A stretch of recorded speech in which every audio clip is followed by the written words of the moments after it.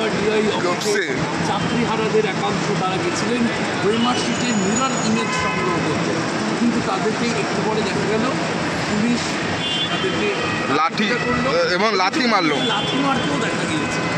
অভিযোগ কি, তো ফটোগ্রাফিক এভিডেন্স আছে, পুলিশ লাথি মেরেছে। আর এই কলকাতা পুলিশ লুঙ্গি বাহিনীর লাঠিকে পালিয়ে যায়। এবং আমরা অবাক হয়ে গেলাম।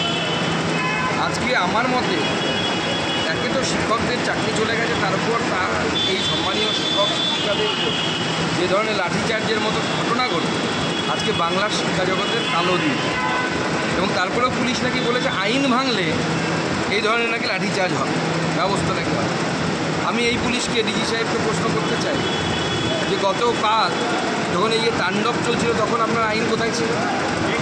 সিএর সময় যখন ট্রেন পোড়ানো হচ্ছিল, লাইনগুলোকে উপড়ে ফেলার চেষ্টা হচ্ছিল, তখন আপনার আইন কোথায় ছিল?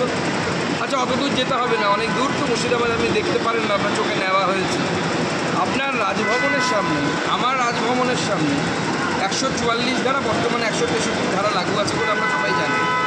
সেই ধারা ভেঙে যখন অভিষেক বন্দ্যোপাধ্যায় ধর্ণা করেছিলেন, তখন আপনার আইন কি টেবিলের তলায় লুকিয়ে গেছিল?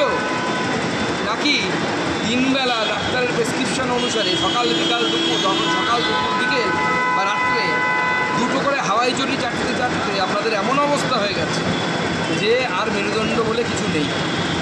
কমসে কম এই ধরনের কাজ করার পর নির্লজ্জের মতো মুখটা খুলবেন না, আপনার অশিক্ষাটা বেরিয়ে যায় আপনার মুখ। একদিকে মুখ্যমন্ত্রী